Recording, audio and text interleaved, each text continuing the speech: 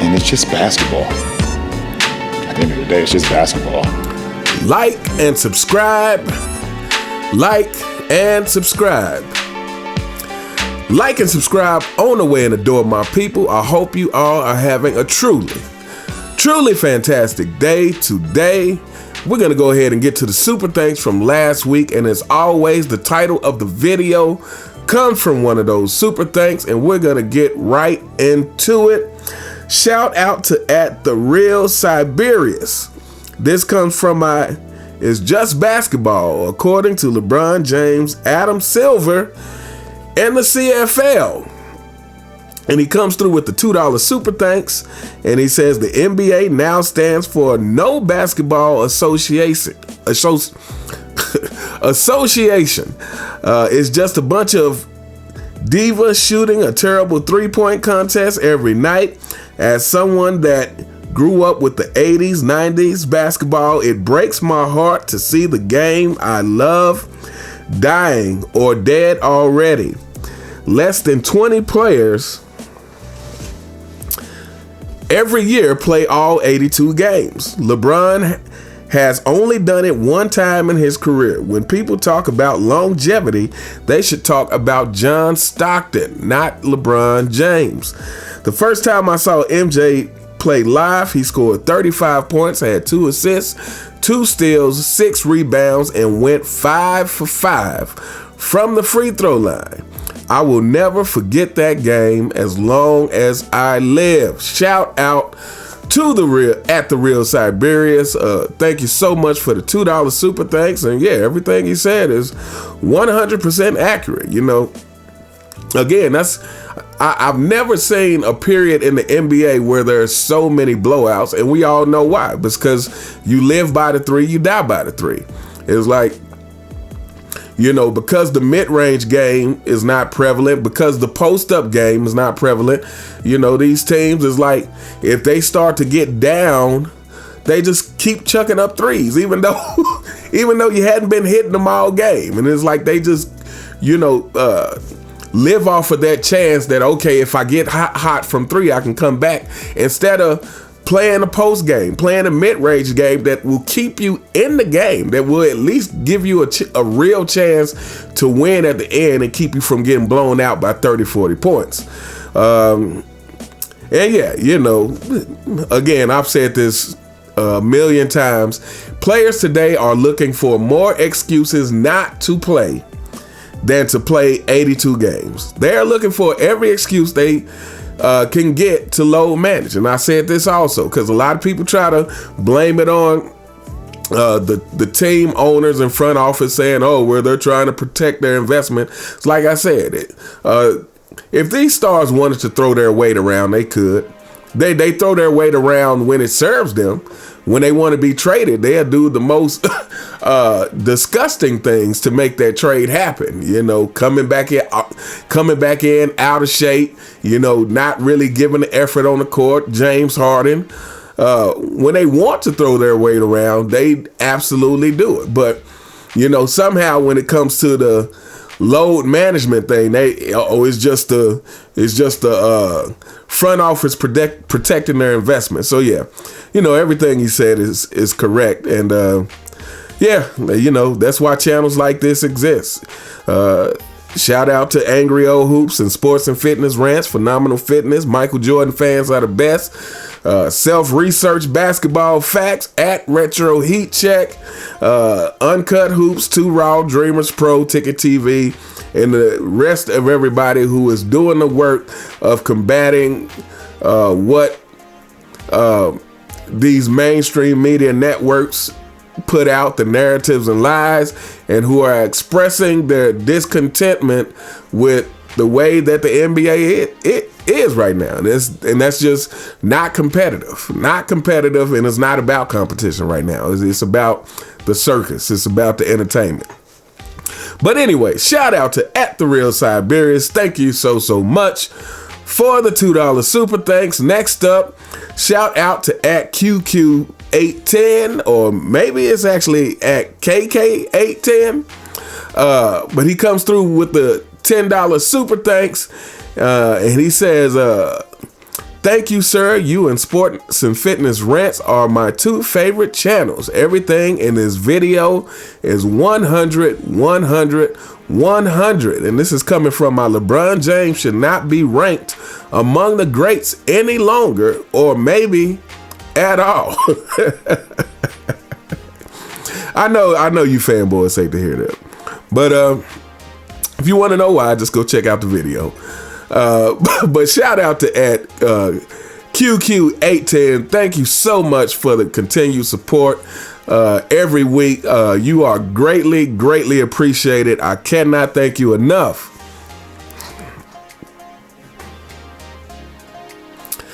And last but not least, and this is where the title of the video comes from.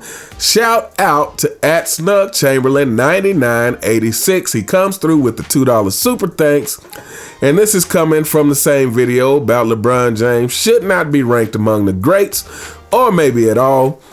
And he says, thanks, my guy, for bringing the truth and honest takes to the airwaves. Deeply saluted. I've got 3 points I'd like your insight on. Now, I've actually already read this question, so I'm going to address the first 2 questions all in one swoop because they're related. So he says, can you give your opinion on the Jordan rules? What exactly was it? And most importantly, do you think it was effective against Michael Jordan? Obviously, it worked to push MJ's Bulls out of the playoffs, 89 and 90. But I mean, from an individual standpoint, did it seem like MJ was still able to get wherever he wanted to get on the court and whatever shot he wanted, and not settling or taking what the defense gave him? What do you think? And the second question says, I'm sure mostly everybody in the basketball world saw the interview of the bad boy Pistons when they were asked about the Jordan rules, and most of them were playing stupid. That's facts. Like they didn't know what it was, but literally executing on the court.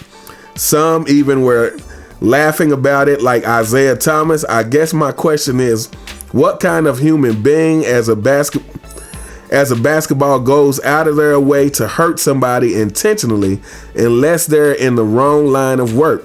I guess the price of winning was too great. They had to go out and perform like that and cry about respect years later. What do you think about the Jordan rules interview the Pistons did?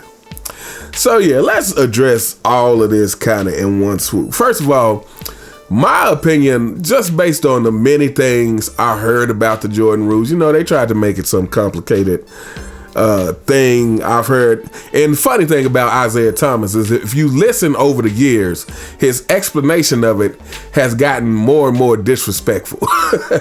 I was just listening to him explain it on the All the Smoke podcast, and then of course he had to preface it by saying, well, Michael Jordan couldn't go left. Isiah, come on. Again, Isiah, you say things as if we weren't back then watching these games. That's what's so amazing. And it makes me think less and less of Isiah Thomas. I hate to say it, but because Isiah was one of my favorite players at one point. But my general understanding of the Jordan rules is pretty much you push him left, and once he gets into the lane, you're gonna not give him the easy bucket. But in the case of the Pistons, a lot of times it seemed like they were trying to injure him. And do I think that it was effective on Michael Jordan? I think it affected him to the extent that it probably tired him out. But if we're gonna talk about the effect on his actual game, and I hadn't looked into this really in depth, but just for example, so they created the Jordan rules was created in April of 1998. So this is before right before the playoffs, pretty much, or right before they played the Bulls.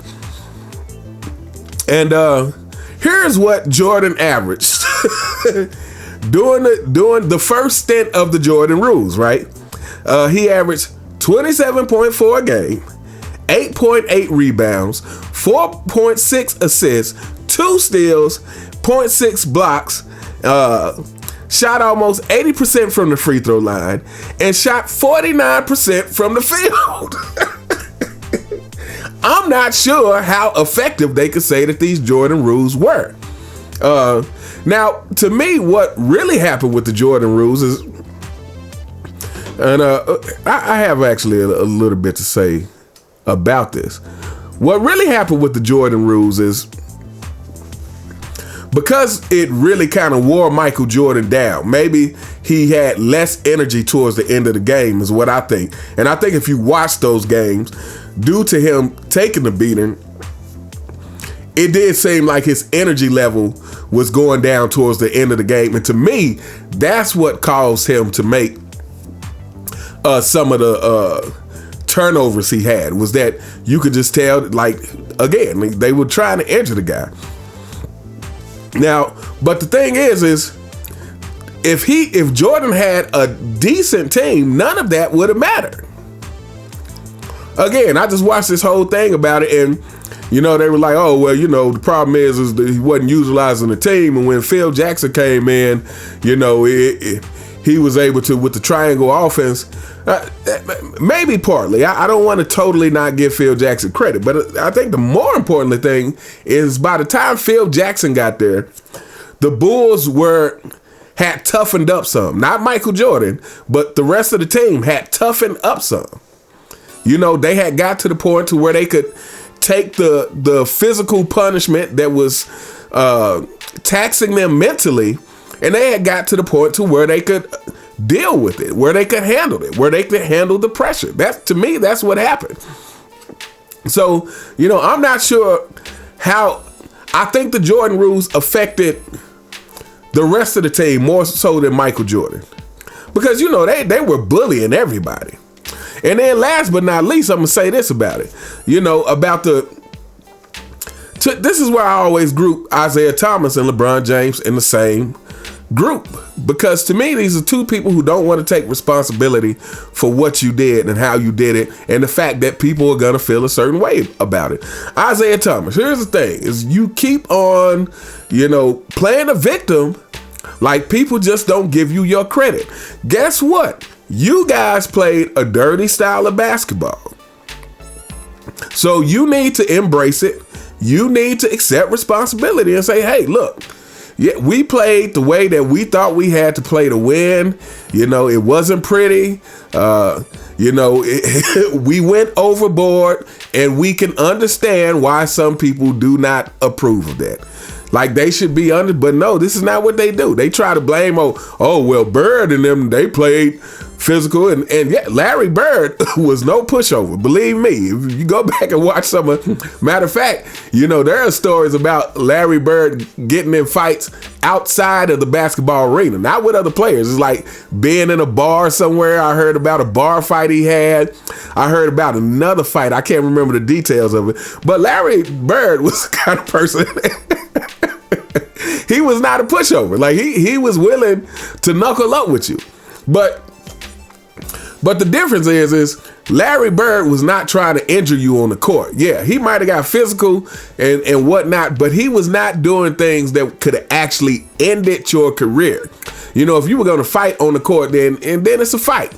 But he was not, cutting your legs out from under you when you try to drive to the basket. He wasn't doing those kind of things. And this is where the Pistons and Isiah Thomas are very disingenuous about how they play, because they just keep trying to compare it to normal physical play that the rest of the NBA was doing.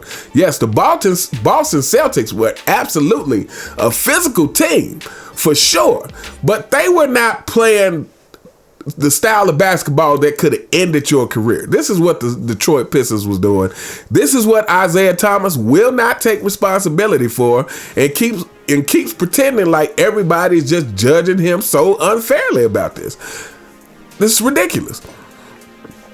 So let's get to the last question. And he says, lastly, we know the 92 Dream Team was a phenomenal team. Even the players of today couldn't beat that team. But in 1984, I watched Michael Jordan bring home a gold medal under Coach Bob Knight, who, by the way, said Michael Jordan is the greatest player he'd ever seen, and he's seen some good ones, says a lot about you when a highly decorated coach says those words and you're only a rookie. My question is, why do you think LeBron James couldn't do it 20 years later in 2004? They had Allen Iverson, Duncan, Marbury, Melo, and they were embarrassed. Kobe Bryant had to join the team in 2008 to restore order to USA. Why do you think the false king LeBron James couldn't get it done like MJ? Once again, he has to team up with another great to win, but MJ did it by himself as a rookie. I just find it funny how they try to give them similar paths and LeBron chokes and fails every time, especially when chasing Jordan. Damn Jordan, he got to catch Kobe Bryant first. Shout out to Snug Chamberlain. I'm going to tell you exactly why I believe 2004 was a failure. Because I've said this over and over again. To me, the true greats have three things: skill, will, and leadership. LeBron James is lacking in all three. To me, the fact that Kobe had to join the Olympics to save the team is another serious indictment on LeBron James' legacy. Like, nobody really, like, it gets talked about, but to me, it doesn't get talked about with the seriousness that it deserves. To me, the fact that Kobe Bryant had to they had to recruit Kobe to be on the next Olympics after LeBron James fell is another huge indictment on LeBron James' legacy, because this is just shown over and over, time and time again, that LeBron James has to be saved by other superstars. Ray Allen, Kyrie Irving, Anthony Davis. LeBron James has to be saved because he is lacking in all three of those things. He is lacking in skill, he is lacking in will, and he is lacking in leadership. They had to bring on Kobe Bryant because Kobe Bryant will not only hold people accountable, but because of the will of Kobe Bryant. Like Michael Jordan, this is where I think Michael Jordan truly sets himself apart. Again, I've said this before, Michael Jordan, to me, was focused on one thing and one thing only, which made his journey very simple. While a lot of people after Michael Jordan has been focused on trying to be like Mike or chase the greatness that Mike had or all these things, Michael Jordan was different in the sense that he was only focused on winning. Like, this was his focus. Win today's game, win tomorrow's game, win in practice. Whenever I do anything, I want to win. This is the singular focus. I'm not thinking about down the line. I'm not thinking about how people are going to perceive me. I want my competition to know that right in this moment, I was better than you, and I am better than you. And this is where I think why Michael Jordan was who he is. But in the case of Kobe Bryant, Kobe Bryant had that will. He had the skill, he had the will, and he had the leadership, willing to hold people accountable. And so again, this is why they had to get Kobe. This is why they had to get someone who was going to actually set the tone for how this basketball game is going to be played. Again, a story about Kobe running Paul Gasol over. Running Paul Gasol over, just to show them that, hey, he's my teammate, but not today. Not today. Like, he's the enemy. And this is the tone that we're setting. LeBron James is just not that guy. Fanboys, I know it hates to hear. I know you hate to hear this over and over again, but your king is just not that guy. But anyway, we are going to hold up here. Let me know what you guys think in the comments. Thank you all to those of you who give super thanks each week. You guys are so appreciated. Thank you to everyone who continues to watch and support the channel, who continues to like the videos, who continues to share your opinions and comments on the videos. Some of you who continue to battle these ridiculous fanboys in the comments. For those who share the videos, and like I always say, please continue to support the content creators who give their honest opinion, who give you the truth without it being paid for. Sports and Fitness Rants, Angry Old Hoops, Michael Jordan Fans Are the Best, Phenomenal Fitness, Retro Heat Check, Uncut Hoops, Dreamers Pro, 2 Raw, Ticket TV. The list goes on and on. Man Down Sports. Shout out to Man Down Sports. Hey, continue to support all of these content creators, because I actually believe, I'm starting to believe, that we are actually the future of sports commentary. I was watching something with Gilbert Arenas, and they were talking about, how the players have taken it over, and, it's only right because the players have played the game and blah, blah, blah, blah, blah, But I actually disagree with Gilbert Arenas. I actually think that we are the future of sports comedy, because the players are still capping for other players. The players have relationships with each other. Again, that's why Gilbert Arenas never keeps it real about LeBron James.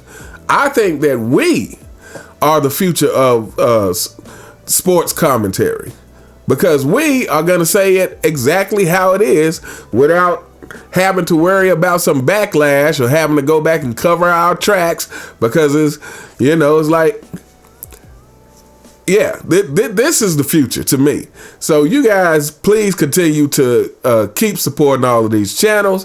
You all have a truly fantastic day, and I'll see you next time. All right.